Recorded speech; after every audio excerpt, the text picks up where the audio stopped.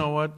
Bottom line is, if SC beats us tomorrow, that will, really be a feather in their cap with everything they've gone through. So, and we know they're going to come out and play really hard and play really tough. I watched their Stanford game from Sunday, and it was a 1-point game with a little over 10 minutes to go with Stanford, and Stanford gave us everything that we could handle. So we know it's going to be a tough game because it's SC UCLA. So it's like the first time we played, you talk about it, you throw out all the records, you throw out everything. It's going to be a very hard-fought, game, as it always is between these two schools. What's Anthony Stover's status? He practiced for an hour yesterday. He came in and got treatment on Sunday and went for an hour, so I expect him to be able to play, assuming that he didn't have any issues between yesterday and today. So. What's your schedule this week as far as travel? We'll leave Thursday for New York, Thursday afternoon. And then the game there is Saturday afternoon, and we'll come back right after the game on Saturday. How does kind of this type of non-conference game this late in the season affect your conference play? We did that because I thought it was good. It's good exposure for our program. It's the two biggest media markets in the country, in New York and LA. CBS. It's in the Garden. That's the reason why we did the game. But it does make it more difficult to squeeze in another game. Normally, when you play your rival during the Pac-12 conference, you have a whole week, so you have some extra time to rest, prepare, work on things like we did the first time we played them.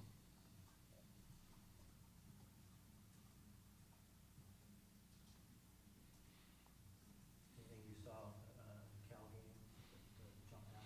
Well, just that, we really hurt ourselves during the stretch when we were up 13-8 in that game, and we got down 23-17, so it was 18-4 run, where we had 4 or 5 turnovers that all were not good plays on our end, and then we tried to. Guys try to start to do a little bit on their own rather than do it within the framework of the offense or on the offensive end, and that hurt us. And it's not that our guys are they're trying to help their team win, and I get that and understand that and recognize that, but you got to understand how to do it within the framework of the offense, and when you get outside of it, then that's when mistakes occur. And then they did a good job of executing. I think Gutierrez, as I said after the game, was really good for them during the first half. He made some key plays, an offensive rebound, a steal, 2 tough shots. He was really good.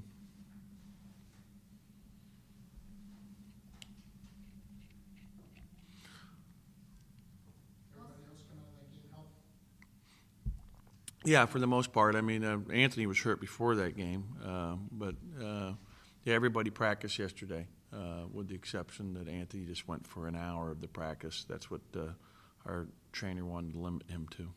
What do you lose when you don't have him? Well, just a shot blocker and a good, defender. And that's what he brings to the table, is his ability to play good defense and clog up the middle. And when we're plugging screens, I think it was, in reference to the Cal game, I think that hurt us. As our plugs were not great and a little late, and they were bringing it at us and hurt us on finding openings. So, I mean, if we were to play Cal again, we'd have to play the ball screens a little more aggressively.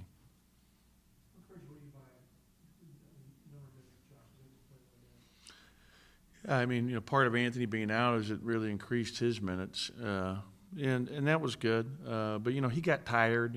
Like Josh missed a key defensive play early in the second half when I started him, where they got a little pick and roll for a layup because he didn't see the ball, and I think that some of it had to do with being a little bit, winded.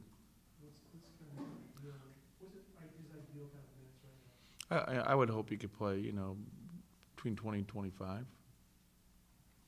this time last year, you significantly upped his minutes and Yeah, to where he was doing about what he did the other day. He was playing 27, 28, 29. And you can see his condition has improved, and especially I think over the course of the last, 3 to 4 weeks. You guys have been much improved in terms of assist to turnover ratio, especially on the backcourt. There seemed to be some issues late in the game with that last game. Is it just talk about Jeremy getting sped up? You need to. Yeah, he got a little. We were down. He made a couple mistakes, and some of it, may have been fatigue for him because he played a lot of minutes. He played 35 minutes, I think. He had no turnovers in the first half, and then had 3 and could have had 4. One we actually got away with. One was down 8 in transition where he lost the ball. One was down 7 where made a misread and threw it away to attempting to go to Tyler. And I don't remember. Oh, the one was early in the second half, down 6, a pass to Tyler on the left wing. It just was a little sped up. But he knows that. We watched the edits yesterday as a team and, spent an hour on the film yesterday from our game Saturday trying to learn and carry over to. And I thought we had a good practice yesterday. I thought that Norman Powell really did a good job yesterday in practice, really trying to play fundamentally sound with his passing and jump stopping. I thought that the Wares really came out real hard and did a good job in practice yesterday, trying to really play tough and physical. So we had a good practice yesterday. We've talked a bit for the last several weeks about the minutes that Zeke and Jeremy play, but the makeup of this team, is it just difficult to find them that little extra rest, that extra 2-3 minutes? Yeah, it's based on the game. I thought that in the and even Zeke, he had 2 turnovers in a row during that 18-4 spurt, and it was probably, sometimes it's affected by him being a little bit fatigued. I think Norman played 18 minutes in the game, so that's about where we've been going. Is he's playing 18 to 20 minutes a game, and then the 3 starters are playing the rest.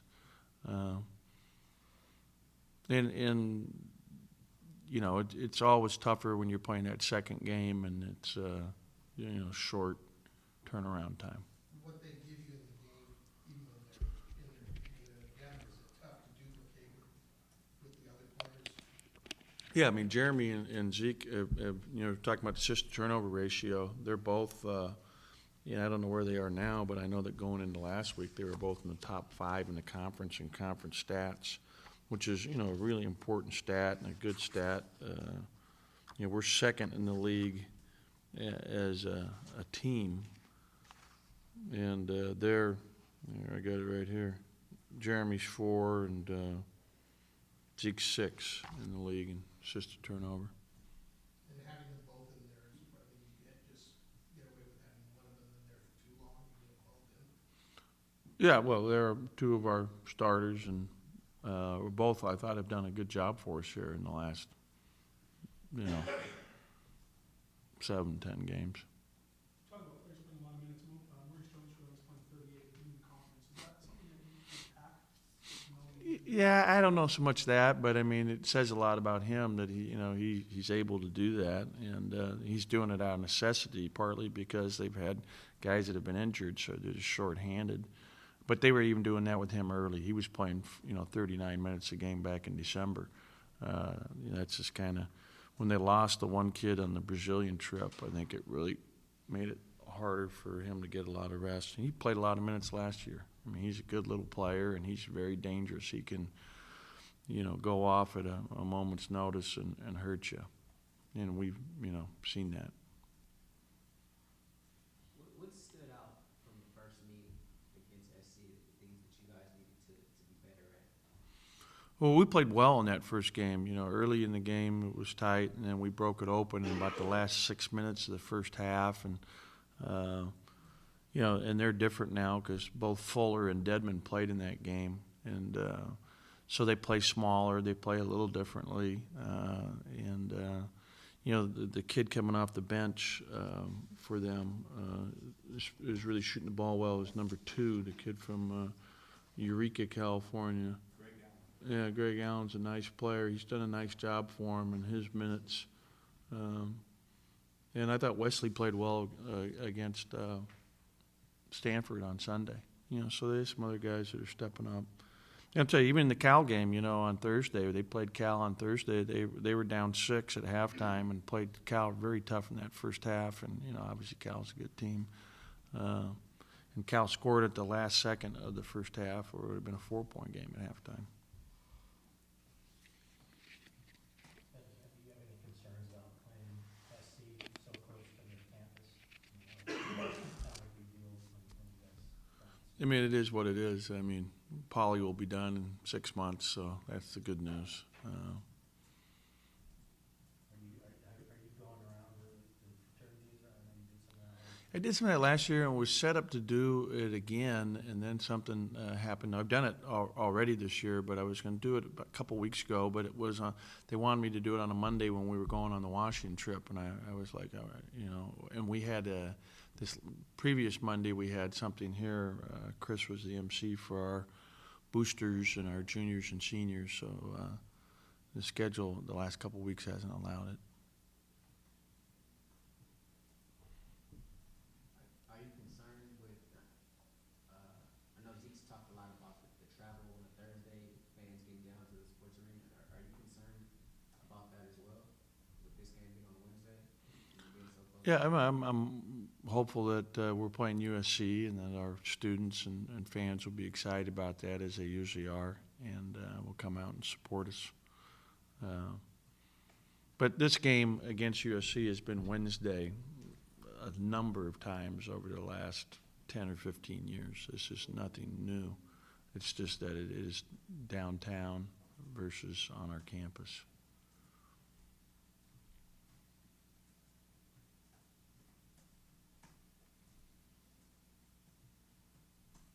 Any other questions? Okay, thanks.